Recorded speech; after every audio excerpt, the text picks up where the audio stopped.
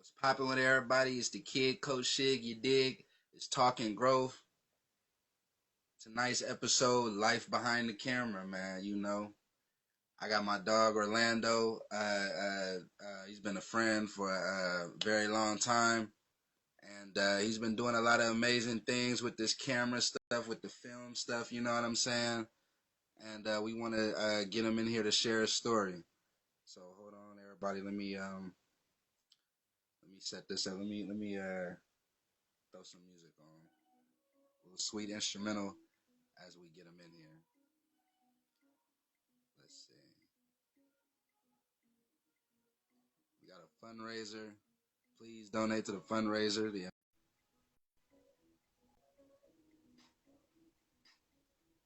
let's see. I think we good.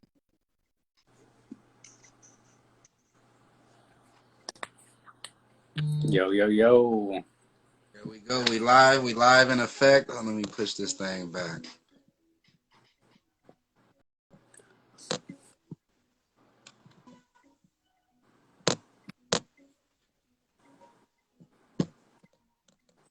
Let's sit lower.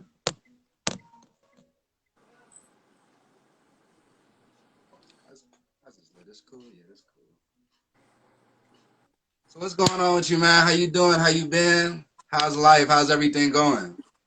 I'm good. I'm over here just, continuing working. I'm actually trying to finish something up right now, but work does not stop. I'm trying to find work here and there, jumping from project to project, but, staying active. How about you? Work don't ever stop. Work don't ever stop. What kind of projects are you into, man? Let's just go ahead and jump right in. Tell the people about you for those who don't know, and kind of about what you do. Sick. So I am a filmmaker. Personally, I like to direct and produce projects. I also on the side for financial purposes, I work as like an assistant editor majority, or any other departments on the film field pretty much.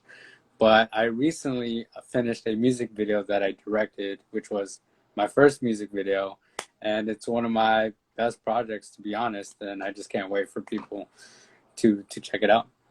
Is it already out yet? Where can I find it? Yeah, so it just released this Saturday that just passed. The name of the song is Sweat by Bebo, and it is a wonderful song, sort of like jazz, soul type of music, but it's found it on YouTube. Just type up Sweat by Bebo and it should come up. There it is, y'all. You heard it first. You heard it first. So how long have you been doing the film? How long have you been doing production? Yeah, so since I would say high school. High school is when it started. First, it began with photography. I was fascinated by composition, the way a frame would look. And then I got into filmmaking with just video. And then after making my first video project, like I just I became to fall in love with it, and it became my passion.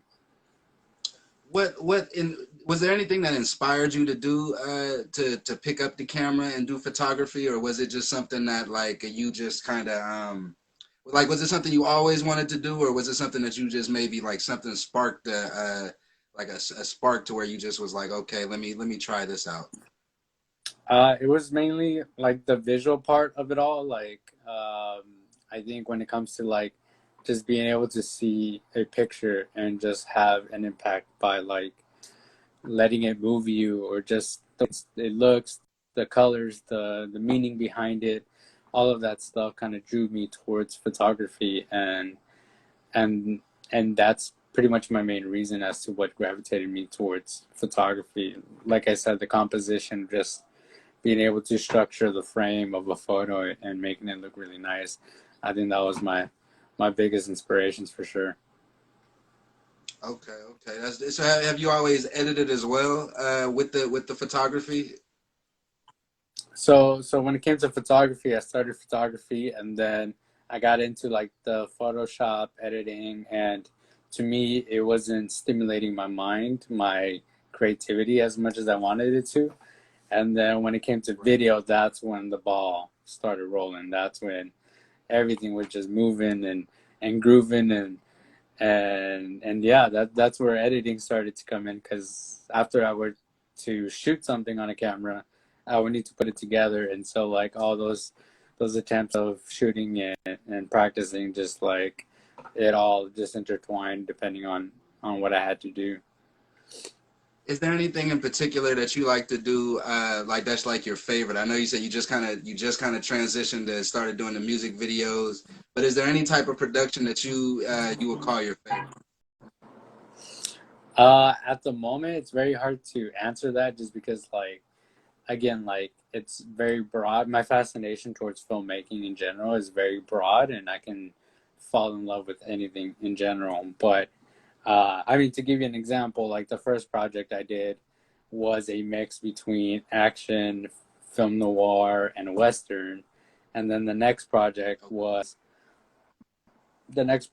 horror, and then the next project was animation, and then this next project was dance, and then this most recent music video project was a music video. And so they were all just very different, spread out from one another, but I think my approach to each one, and true to what that subject is. My apologies. Let me see. My light just went You good? Did your light go out? Yeah, my light went out. Oh snap! It's looking real ghetto over here. Godly. Okay. Um, so is there? I know you said you was doing horror and everything. So is there any type of genre that you was there a particular genre that you liked, or was it like you said, just more of a broad? You just enjoy filming, no matter what genre it is. Right. I mean, deep down, the work that I've been doing is documentary, and so like documentary has been allowing me to get like an inside scoop of like what's going on in the reality, and being able to find a story through uh, the the documented content that we gather is very important in order to teach me how to be a better storyteller. And I think from there, I noticed that I do want to dig deeper into dramas and be able to have more of like a human experience with my projects than anything What do you else. mean by the human experience? What do you mean by that? I mean, like, I would like to make movies where people can like connect and relate to experiences, whether they're fiction, nonfiction, but just like a sense of of realness. I don't know if that makes sense, but like I want to make sure that my content is true to the human being, to the human experience, I guess. So are you also writing the scripts as well, or are you working with maybe some writers that you guys are maybe in collab with? At the moment, I've just been writing my own things, but eventually down the road, once I get a clear path as to the direction I want to go towards, I do want to collaborate with as many people as I can in order to achieve the kind of projects that end up coming to my mind. But able to work with uh, a writer um, would definitely help me get in the direction that I want to go with drama. Talk about some of the challenges that because like you said, it doesn't stop. So you write, you edit, you record, you do everything. So talk about Yeah, how yeah, long of a process this is for you going into producing a film. yeah. Like So what are I some of the mean, this is the challenges that biggest. you have? Yeah, so this is the biggest question, is like when it comes to the idea from the very get-go of it all, you want to make sure you kind of know what you're getting yourself into, because if Right, you end up, if from the very beginning, if you end up thinking of these extravagant ideas that sound right. cool to write down on paper, but you got to come down to earth and realize where you currently are and what you have access to in order to achieve that. Because if not, you're gonna probably shoot yourself in the foot and come to a dead end, and just like stress and stress and stress trying to achieve this film, this look, but you kind of like reach too far. So, I mean, if you end up kind of like planning ahead of time and making sure that things will be more streamlined and achievable, then the Right. process will be a lot smoother and a lot quicker and a lot less stressful for sure. Even though the whole production is stressful, I think that's the key thing is to be able to be comfortable under stressful situations and to be able to learn how to problem solve because problems will come up in any part of the process when it comes to like trying to like get the story down to trying to get the items and crew together for the production to when you have everything together and shooting begins and things don't go as planned to editing when you might be missing stuff that you didn't shoot in the production. So all of this stuff is like you kind of just got to ride the wave and do your best with what you end up collecting, and the final product will surprise you, depending on the kind of preparation. With the preparation that you've done, plus the amount of effort that not only you but your crew as well has put together. Right. Absolutely. So Mm-hmm. let's talk about working with the actors. So you write your own script. Do you allow actors to like improvise in your films, or is it just kind of whatever the script says?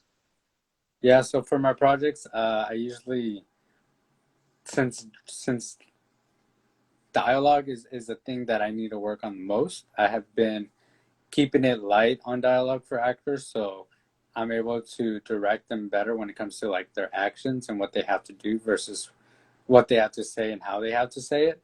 So my Okay. stories have been able to revolve around to get by with that limited amount of I guess effort from actors, even though action from actors is also just as important with dialogue. But I usually just help them out and try to like get them at least to envision what is this person like and what is this person's current situation in order to then deliver the best performance that they can for such character that I end up creating for them. So it's almost like you have to be a coach as well. Yeah, you have to be a coach and you have to also be in their shoes and kind of like you have to know the characters more than they do, to at least give them the best guidance that they can receive. But at the same time, you might be surprised with what they end up discovering because they're actually the ones stepping in that character's shoes and being able to feel what they feel. You know.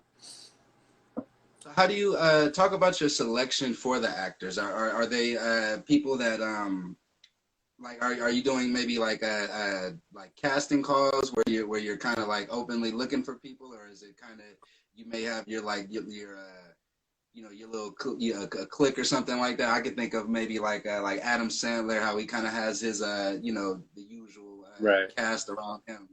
Is that something like how you're doing, or Yeah. Usually I just rely and reach out to people that I know, right? to fill in the positions. Usually, when I write the stories, I end up at least taking into consideration whether I have somebody who would be right to fit the part and stuff like that, and then I reach out to them.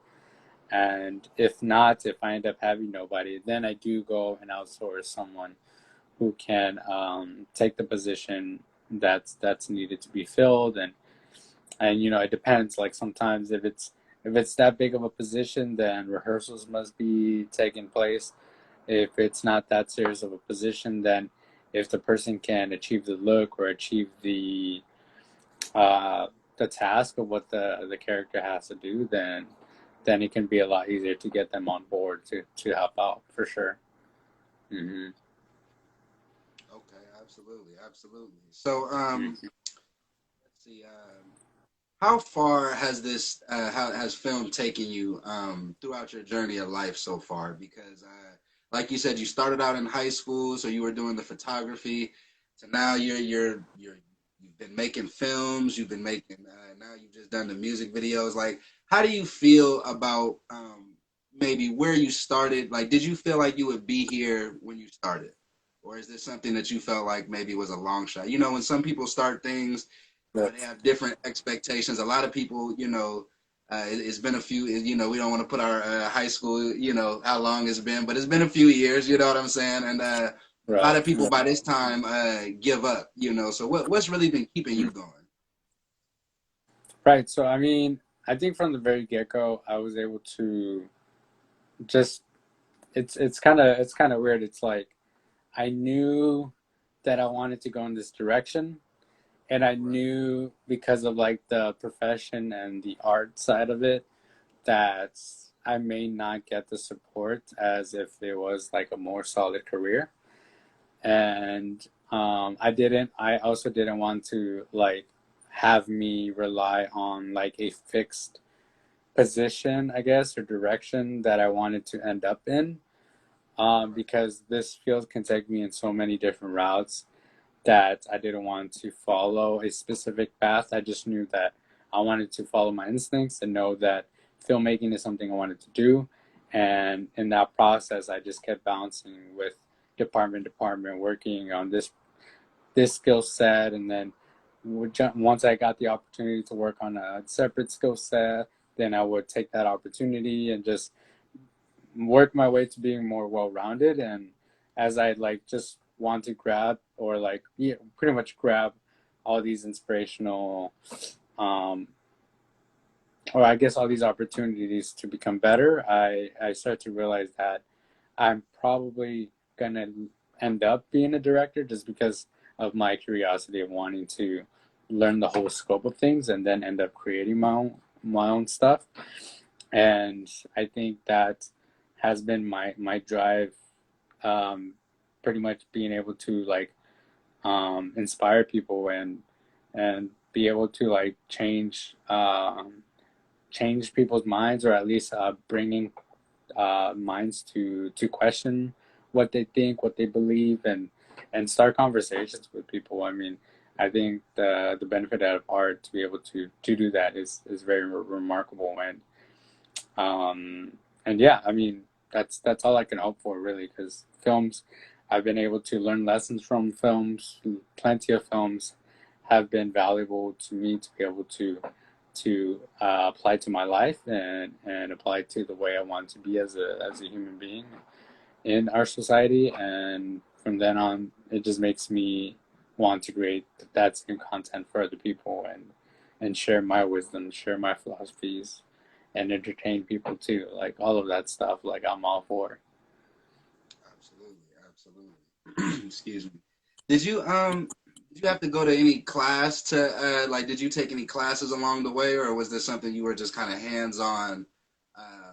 You kind of learned on your own. Was this something you learned on your own, or did you have to kind of like maybe take a couple maybe college classes, something like that, for maybe Mhm. those starting out? Like, is it something that you just was like, okay, this is what I'm gonna dig into, or like, okay, I'm gonna make sure, because like you said, you didn't really have a direction, so it didn't really, to me, it doesn't sound like you were like, okay, let me go to school to be this more. You kind of wanted to get the whole picture. I feel like, and I feel like it seems like you were strong willed and you kind of did that on your own. Is that accurate? Yeah, I mean, I did go to school. I did go down that path. I made the decision when I was in high school when I got inspired to make videos, and yeah, I just continued it from there. And like school is a beneficial thing, I think, to for me. It was when it came to being able to dig deeper into the theoretical base of filmmaking and getting like the brief basic knowledge of what filmmaking is like, and being able to just like have little assignments to create and to hear from other people who are experienced. But that doesn't mean that you only need to go to school to do this, because plenty of people can learn this by practice. This the beautiful thing about this is because once you go out and do these projects, video projects, you end up learning lessons as you go, and your process may be slow in the beginning, but you'll start to learn all these these skills and everything that if you keep at it, you keep working on project after project, like you'll end up being skilled in it, and school isn't necessarily needed because again, you can do your own theoretical studies if you end up buying books and all this stuff. I think school is a great way to have somebody search for the knowledge and present it to you for you to study and learn, but you are also able to go out and find your own study and educate yourself the way you desire.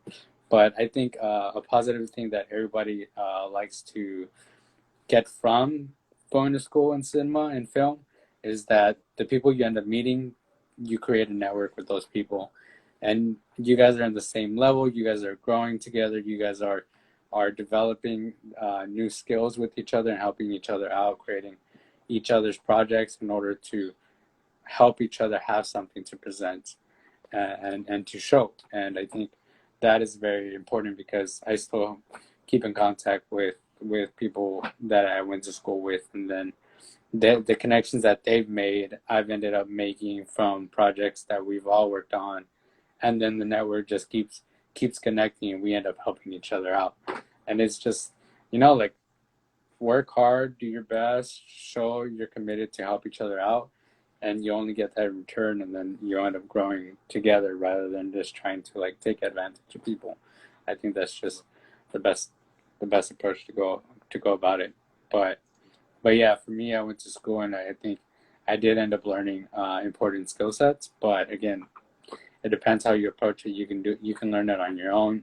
It just if your passion's there, you'll find a way. That's the main thing. Did you have any excuse me again?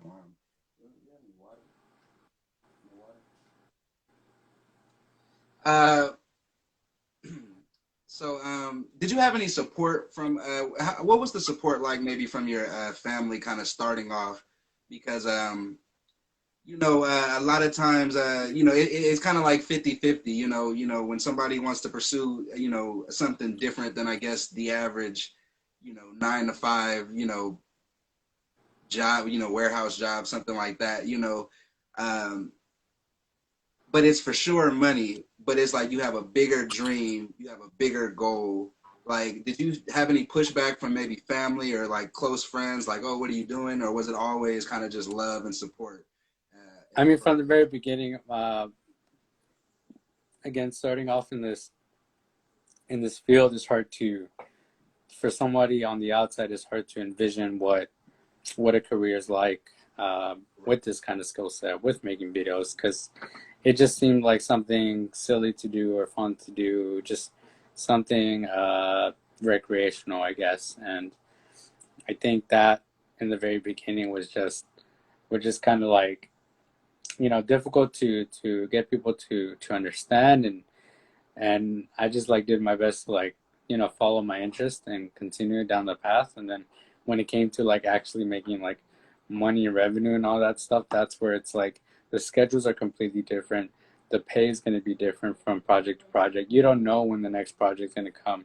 So the freelancing lifestyle is very also different than what my family's used to and my friends are used to. That it was something that I just it's kind of like being your own business business owner and everything. Like you have to continue putting yourself out there. You have to continue working on your skill, and just keep practicing while you're waiting. And then when the job comes, you do your best. And whether you get another job from that job or you just end up like waiting till somebody else reaches out to you. So I think that's that's the thing that we are in the process of trying to like figure out, and what I had to figure out. But I think now it's like because of like that momentum has built. Now I'm getting all these jobs. I'm getting my own personal projects out there and getting acknowledged. So I think that has been like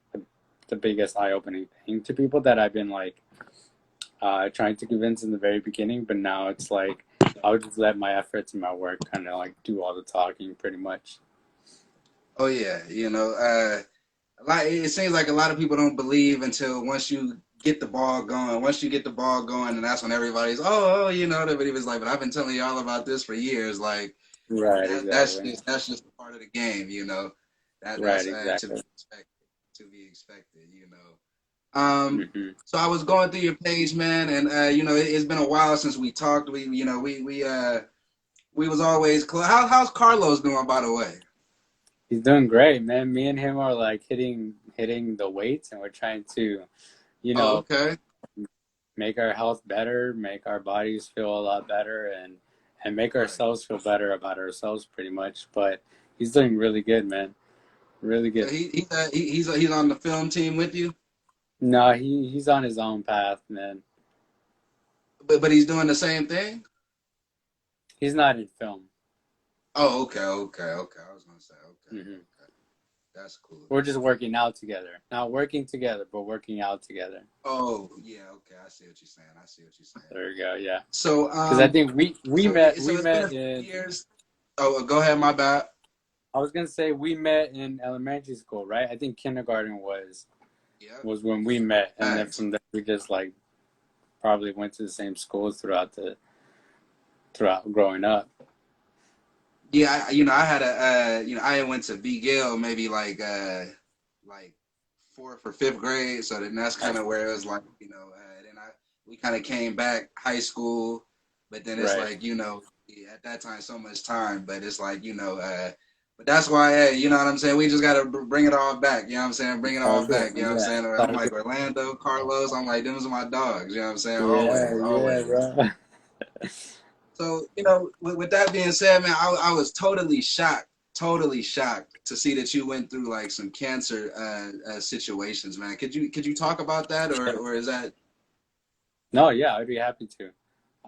And during my community college, I was feeling some symptoms in my left testicle, and at that time, before that, uh, only in middle school was when I was feeling this kind of similar pain in my left testicle, and at that time, I went to the ER, and we ended up I ended up getting diagnosed that it was like a testicular contortion, and so that ended up being fixed in middle school, but then in high school, I mean in community college, the pain came back, and at this point, uh, it was just not normal, and for me, it didn't go away. It just like it would back then, and so at this time, I ended up going to the ER and trying to get checked up and seeing like what is it that's wrong with me, and at the moment, it was just like a brief kind of like they just sent me home to take some painkillers and stuff like that. But then when I got home, I got on my computer and I did my research as to like what are the symptoms I'm feeling and what is it that that it could be. And then I ended up coming to terms that you know what it could possibly and it probably is testicular cancer. So then from there I ended up going to the ER again, but I wanted to like fully know what it was from leading professionals. And from that day, they ended up determining that I ended up having testicular cancer after they did like an ultrasound on my testicle. And so from then, like moments like this, like the ball just it just moves and it changes your life, and you just go down this road and you don't know what to expect, but it's just something that you just have to have faith in the professionals and let them kind of like do the best that they can at their job, and just try your best not to worry, because to me, I believe that worrying wasn't going to help me in any way. So I would just trying to have like the best positive outlook in how to approach it all. So from there, I started my chemotherapy, went to a specialist, got the whole ball rolling, and went into treatment for the next like 3 months throughout my community college. And I seen that you were still even filming during the whole process. You were almost like documenting the whole procedure and everything. Right. What were Yeah. some So of like, the? Oh, no, no. go Go ahead. ahead. Go ahead. Yeah, I Yeah. mean, throughout my cancer experience, I wanted to at least document it and just kind of like have inside perspective as to what's going on within my mind, within my emotions and stuff like that, and Mhm. hoping that like that little project that I end up doing reaches out to someone, or at least people can relate to it, or be feel like they're open to speak about it, because testicular cancer is a common cancer that, or diagnosis that men our age or younger, which was the age that I got diagnosed, tend to feel embarrassed to speak out about, Right, and want to keep it on the down low, because it just impacts their sense of like feeling macho. And I think right, for me, I knew that that machismo mindset is just like a barrier that will cripple us as men, as human beings. And I wanted to make sure that I'm outspoken about it, because it's not worth being macho over your life being right. impacted by like this cancer. So it's like, address what's wrong with you. If something's up, go get it checked out, and whatever it is, like, just do what you have to do. You don't have to be public about it, but to Mhm. save yourself the hassle of keeping it all in, like, Right. it's way more relieving to be outspoken about it, and to be able to understand what's going on in your body. It only gives you that much courage in order to approach the situation that's at hand. Wow. Is it something that did they tell you if there was anything that was like triggerous to it, or was that something that it just kind of sprung up, just one of those? Right, Wow. it's just like a genetic mutation, so it's like, it nobody really knows the cause for like cancer and stuff like that, so it's just kind of like, they can assume and think about the possibilities, but it's like you can't really detect it until it gets to that mutation state. And so it's just, you just got to kind of like, just like handle it as it is and as it came. Because yes, there is some cancers that are hereditary. Mine isn't. And I have not had relatives before having the same type of diagnosis, so I'm like the first one. And so it can be different factors. It could have been factors like related to my diet, growing up. So that could have been a cause for my cancer. It's it's again, it's up in the air, and it's uncertain as to how it began. But it sounds like you caught it early though. Like you were kind of on it, right? Right. So when I went in, I got it at like a middle stage. There's three stages. I got it at the very center stage, and that's when the cancer has reached the lymph nodes and has reached a certain diameter in size for it to be determined as to what stage I'm at. And so I was at stage 2B non-seminoma, testicular cancer, and so once, if it would have been like worse, that's when like my other organs could have been impacted, or my brain could have been like affected affected by it. Um, but luckily, I wasn't at a later stage, and my process started to pretty much just begin, as to like starting the chemotherapy and making sure like we work at shrinking this size that was created in my lymph nodes.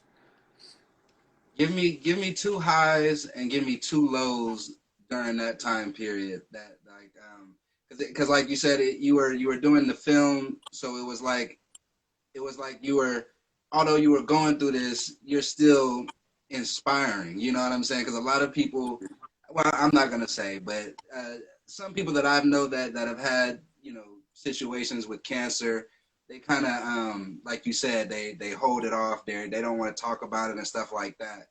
Um, was that something that really like kind of kept you going? Like, what was something that you say? Because it's easy, I would assume, to just fall into this maybe depression, that like, oh, it's a wrap or something like that. You know what I mean? So like what Right, right, right. how were you able to like beat those odds and stay like in a positive mindset? Give me two highs that helped you feel that way. So I guess one high I would say happens before the diagnosis. Uh, which is I at a young age I was able to spend time on my own and ask myself all these self-identifying questions in order to know myself and dig deeper as to who I am as a person and what is the things that impact me emotionally and me being able to observe those emotions and coming to terms that it's okay to feel what you need to feel, because if you keep it in, uh, pressure begins to build and then it only hurts even worse once you end up releasing those emotions down the line. So I think when it came to me coming to terms with who I am, what I see out of life, and me knowing that quote unquote, well, me knowing that death is inevitable, when it came to that point of approaching the whole cancer and everything, that's when I can't say I can't say till this day I know myself completely, but at that point I was confident in myself and knowing like at least like I need to do what I have to do in order to get the best odds out of this, even though my cancer is like I guess you can say like the best one you want to get, just because it's like the success rate is like the highest. And so, but I still had the realistic mindset that there is a chance that the worst can happen. Like I'm not gonna pretend like my life can't spiral down still. But I didn't want to, it's a mindset where it's like you may think of the worst outcome, but you only think about it in order to prep yourself for your best approach to that situation. Because if that worst outcome doesn't happen, then it's going to be a good day for me, because that the worst thing doesn't happen. So anything else that happens above that, then it's a lot better to I guess to live with. But I think that has been like a great way that carries me, that carried me through a situation like this. Because again, we aren't promised everything. We aren't promised to have a long life. We aren't promised to have certain things. We have to kind of like live with what we have and do the best with what we have. Like enjoy it while we're living in this moment. And I think uh, what carried me across was mainly that and the support from like my friends and family. Like again, that stuff is a great source to like bounce off of and help me get across the days of like coming to terms with this, because there is plenty of moments and times where you just become depressed. I mean, you're thinking about like the worst outcomes. You're thinking about the worst experience that you can just think of, or like you start to like rethink about life and just imagine everything could possibly be gone. Like that's just the thought you get when you get told the diagnosis of cancer. It's like, but I knew that I couldn't let that consume me completely. But I would say that would be a low, is just having those pessimistic thoughts. I mean, once you start seeing your body change and it feels like it's decaying, the chemotherapy takes a big toll on you, and you end up losing your hair, you end up getting very sensitive skin, losing your taste, and becoming more fatigued, and all these side effects. Like it's hard to get your mind feeling different than what your body is physically feeling. But deep down, I knew that it's like the mind can inspire your body in order to like do its best in order to get across what it's dealing with. And so I mean, it's just like a weird way of thinking things. But again, like after during this process of like after my chemotherapy and starting my next semester of college, my professors told me, hey, I mean, my doctors told me, hey, you should take a break from college. That way you can just focus on your your situation, your diagnosis, and getting across for that.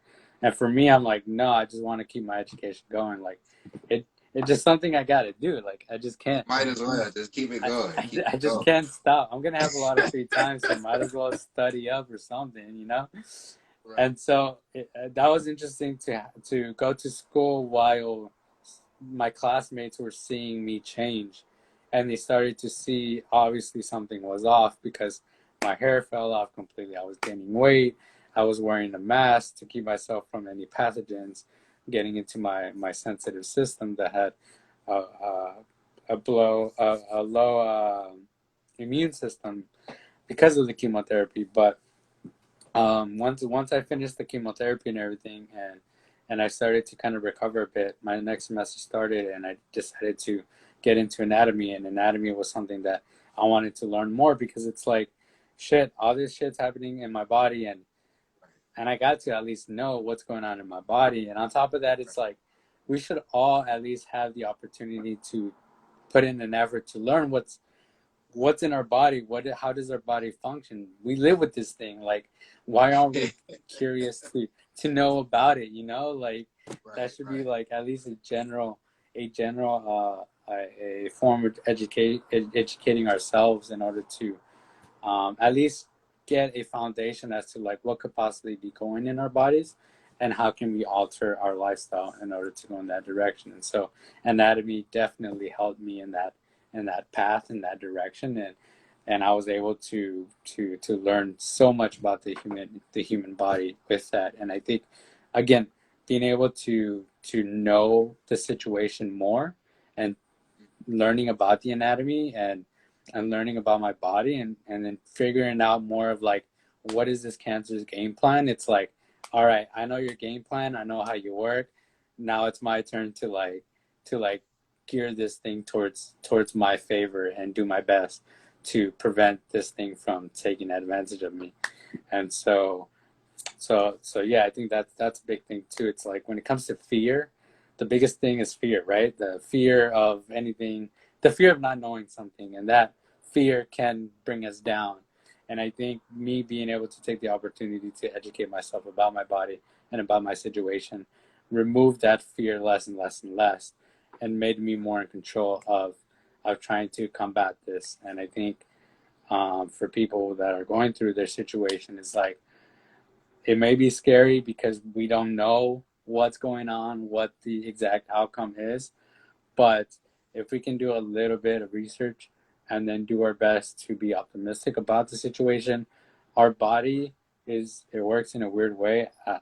It's hard for me to like convince people. I myself may just be like believing in whatever, but like our I You feel done like been through it. I feel like our bodies like listen to the way we feel, and so it's like I imagine like our body, our cells inside are functioning, right? They have a mind of their own. They are doing what they have to do in order to keep our body going, right? So in a way, they do listen to some kind of orders. And so if I believe like subconsciously, your mind is like directing those orders.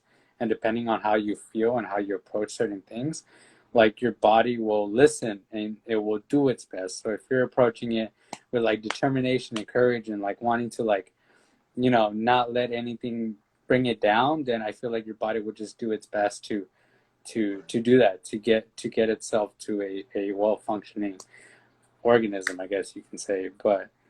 But yeah, that's just like another thing of like how I ended up approaching the thing. And I mean, I can only speak from what I feel and my results, and everything has been turning out fine since my diagnosis and since my procedure. So, so you're not 100% free of it. It's still like maybe chances of coming back depending on how you, I guess, monitor it. So this is the thing, like uh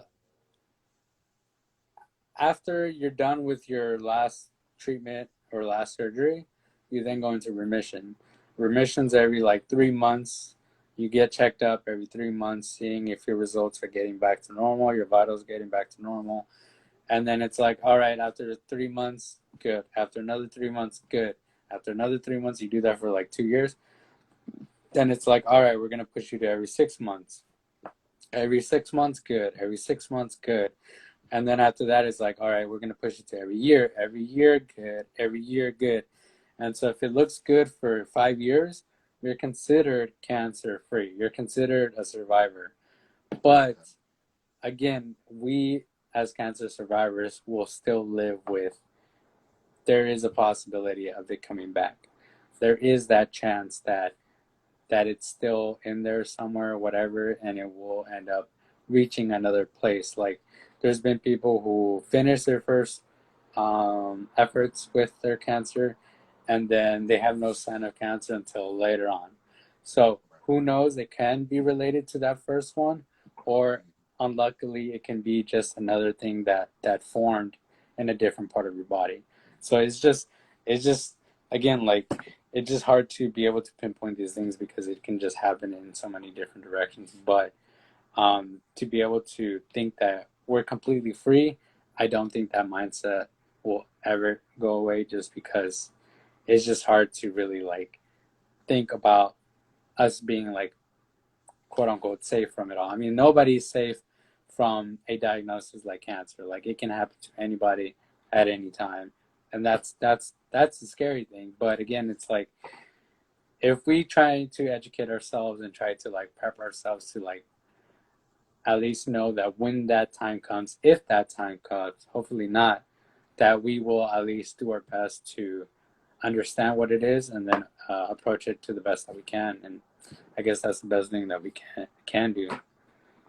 Is it true? I've heard people say that like we all have cancer cells in our bodies, and I guess something what if something just inflames it? Like, is that really what it is, or is that something that kind of like you know is it something that maybe like is a viral thing and maybe like something like that, or is it really just inside us already? Right. So like it said that cancer is considered to be in your body. Like we do have it's located in our body and stuff like that, but it's at a such small percentage type of thing. But it's like once that cancer cell that's in us or a regular cell in us goes haywire and it just like ends up mutating in an abnormal way that it's not supposed to, then that thing ends up creating duplicates of itself at a such consistent and possibly quick rate that that ends up metastasizing, creating a type of mass. And then once that thing gets larger and larger, it ends up creating pressure depending where it's at. And then that thing ends up like sending off little ones down your bloodstream. And then that gets attached to something else. It gets carried on through your bloodstream. And that's where it gets into your lymph nodes. So that's kind of like how it all kind of like generally functions. So, but yeah, I mean, it seems scary to hear that, but again, it's not threatening until it gets to like a stage like that, which again, it's not too common, but again, with our majority of our population, it does happen to several people. Okay, okay. So man, you're a true survivor though, man. I feel like man, just your whole motivation, everything that you just your whole mindset. I guess I'm inspired by the way that you really like transform your mindset into really like you know even like you said when the doctor was like, oh, just go ahead and take a break. You need to go ahead and just stop what you're doing, take a break. And it's like it seemed like that almost like fueled you even more, man. So I really want to commend you on that. I really want to Appreciate it. most definitely give you the biggest shout out in the world for that. So what's Yeah, next I for you appreciate it. coming up in the next few months? Well, in the next few months, I mean, again, like it's hard to know what's gonna happen career wise. Anything can happen my way. I can get whatever job opportunities that come my way. But for the next months, I guess relying back on the music video, I hope that this music video that I just made gets to get the exposure that it needs in order to reach other people, and hopefully it reaches like people that I end up working with in the future. And I think that's my hopes is to be able to get the opportunity to just work with other professionals in the industry and just continue creating. I think that's the biggest thing is just trying to find out what I'm going to create next and then just keep being active. Okay. And I got one more question for you, man. I meant to bring this up a little earlier. Yeah, what's But if good? you could talk about how expensive investing in yourself, like you said, this is basically like when you're doing what you're doing, writing, directing, producing, editing. It's like your own business. So talk about how much time and money you have to invest into yourself to be successful at what you're doing. Right. So where I'm at right now, I'm just going to speak about like what I've invested and how much time I've invested in what I do. Oh, I mean, it started in 2011, so we're already like about to hit 10 years, and at that at this point, like I can kind of generally say that I've been nonstop when it comes to like me working at my craft, and then also like at least thinking about my craft and stuff like that.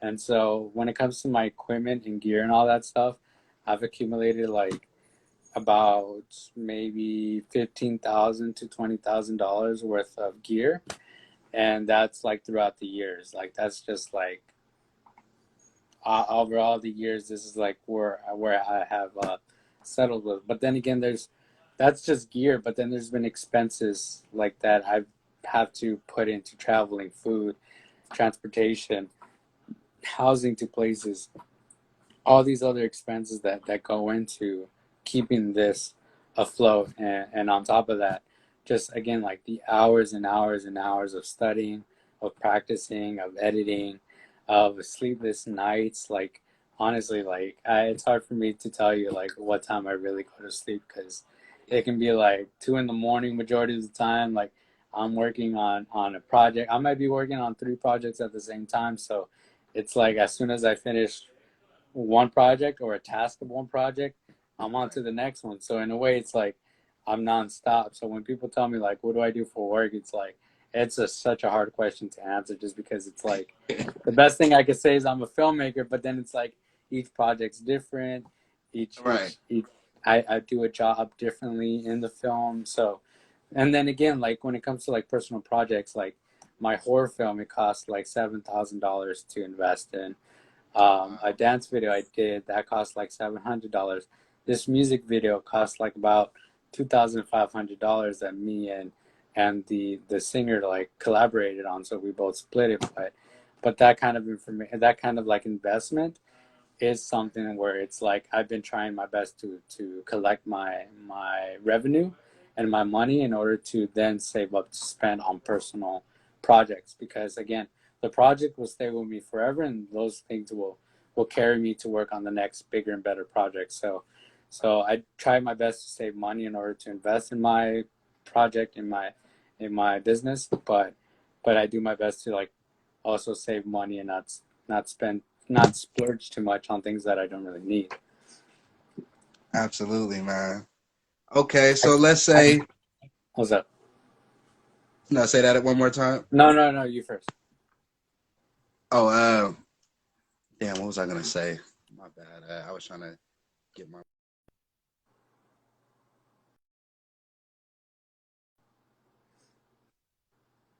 We're good. You can hear me.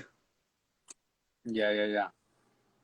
Okay, so I just wanted to first give a shout out to we got looks like Steph G93 who donated $10 to the American Cancer Society. We really appreciate that. It's a big shout out to you. Thank Big shout out to you. you. Let me see. I'm gonna have to go ahead and add you so I could we could put your picture and page on the poster for the page. I just hit the I got screenshot. a So we question for gonna you. What got you started in wanting to do this? to do this. A lot of things, man. Like I've been doing music, you know what I mean, for a while, and I feel like I never really kind of like took it too serious, you know what I'm saying, as far as like putting it out and really investing in myself in a way. Like it's a difference between like recording music and just putting it out to where it's like, that's kind of what we used to do back in the day. And it's like, now it's like, it's different. Like, I really don't want nothing out unless it's like professionally done and everything. And really, what made me start that, one of the reasons was, like, I really wanted to kind of like have a fan base, sort of. Like, I really wanted to get something started to where it's like I'm not just dropping music and who's this guy that's just randomly dropping music like everybody else. You know what I'm saying? I kind of really wanted to have like a platform where people can kind of like just talk about things that they're doing, talk about just positive, just spread positivity. You know what I'm saying? A lot of this, it really started like kind of a little earlier in the COVID and everything, and everything was just negative. I felt like everybody's, emotions was negative. The lockdown, everything is negative. So it's just like, let me find something to kind of spread positivity. I like talking too. So it's like, you know what I mean? I like talking, networking with people, getting to know people. And I feel like this kind of is a way not only for, to build the fan base, but also to like network and kind of like, find people on a similar path, because I feel like, and shout out to all of my close friends, you know what I'm saying? Before we go, shout out Yeah, to all of yeah, my yeah. close friends. But it's just like, I feel like, some of my close friends, they not really doing the same things that I'm doing, or like they're not really not, and that's not a bad thing, but it's just, I kind of wanted to find people that like, that are kind of, that want to do a little bit more with themselves, you know what I'm saying? And Yeah, yeah, yeah. that's really what it started out to be. And I kind of see, it was really just personal to start it out with, and now I kind of see like I could kind of grow this brand almost, this talking growth brand. And Mm. yeah, man, that's really just what it was. I kind of wanted to just have a way to connect with people, and especially during the corona, it was like everybody was afraid to go outside. And so, I feel like this was kind of a way. I had to deal with the ads team for a while, maybe for like 5 months. We did an ad on a video that kind of it did some numbers, and they suspended my ads page for, like they say, unusual activity. So like I had to Mm. fight appeal after appeal, and so 5 months later, yesterday, they just they gave us the ads page back. So it's like now we really can get rolling the way I wanted to. I feel like I wasn't really, you know, and partly I could blame myself. Like, I could blame myself on that. Like, I almost use that as like an excuse to like to not go as hard on this page like how I wanted to go hard on the page. I'm like, oh, it's slow. Well, Right, the ads is slow anyway. Like, so it's like, right, right, and I just kind of had to like break out of that. I'm like, at the end of the day, like I didn't do this for like I mean, I did, but not, but it wasn't really like to. It wasn't just to only bring attention. It was really just for me to just kind of express myself with other people who are doing other things, you know what I'm saying? And so Mhm. I'm like, when I really go back to the focus, it don't matter if the ads team is here or not. We just gonna continue to do these interviews and continue to post. And then all of a sudden the ads came through. So I guess that's what happens when you switch your mindset. You know what I'm saying? Instead of Right, exactly. so that's something that I just learned yesterday. Uh-huh. you Hey, know, hey, as long as you learned it now and like the ball just keeps rolling later, right, that's the right. progress. That's the progress of it all. I'm also your mailman. Oh yeah, Yeah. But you be having shit. just them, you be having them stacks, you know what I'm saying? I Them see. stacks of things. I'm I like, oh, see. okay. So my dog, like, he doing his thing, he doing his thing. So I'm glad that we was able to get in touch for the interview, most definitely. Wait, you said you're my mailman? Yeah, or at least if you got at the house in Sassoon, Oh shit, I ain't you gonna put you your you, location out, you but deliver over here? say it again. You deliver mail over here? Yeah, yeah, Oh shit. yep. Yep. That whole Yeah. that whole little area. I think I seen you maybe jogging a couple of times. I was gonna say something, but you had your headphones in. I'm like, I'm gonna just go ahead and let you do your Okay. thing. You know what Okay. I'm saying? No, well, Yeah, well, yeah. I'm glad we connected, and I mean, I'm definitely down to connect again and Oh yeah, see absolutely. what you're up to and stuff like that. You listen to your music and stuff like that. I'm definitely curious. Oh yeah, absolutely. That's we really got to drop. We really got to drop. Like I said, it's enough. I'm on vacation now, so I kind of been like taking this time to really kind of like get everything together. You know what I mean? I really want to have like a nice little rollout, and maybe I think sometimes I might be too focused on the rollout instead of just go ahead and doing it as it just as it comes. You know what I'm saying? So we gonna figure that out. In the meantime, though, we gonna keep doing our thing. I appreciate you most definitely for coming through. So I think I have one Yeah, more thank you for for you. having me. Let's see. We went over the investing. What's next? I think that's about. I think that's about it. Yeah, that was about. I was gonna say something, but I can't really remember now. So it's all good. It's all We can good. save it till next time. Yeah, absolutely, absolutely.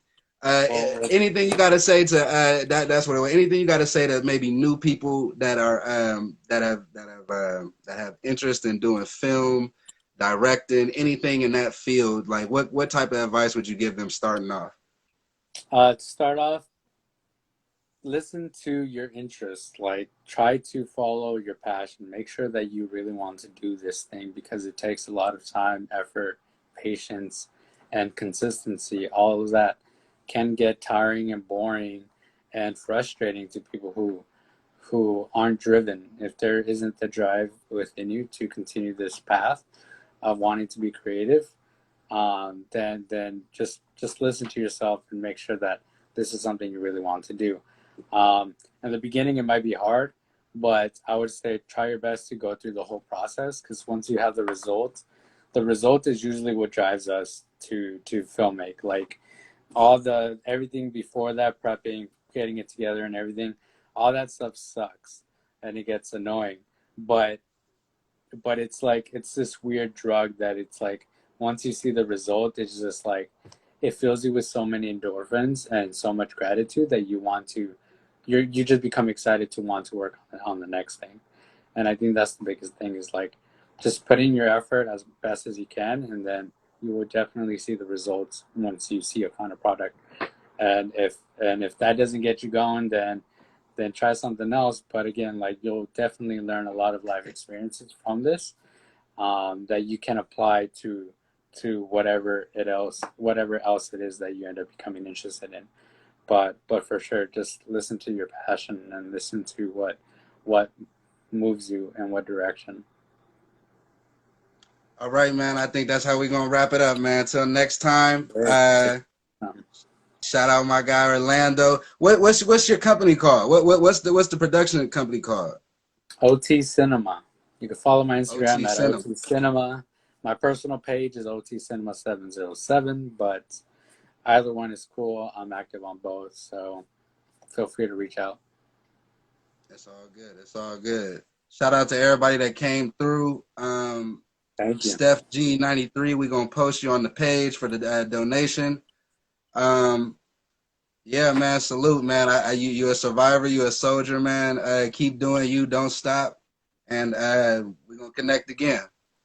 Thank you. I appreciate it. I look forward to it.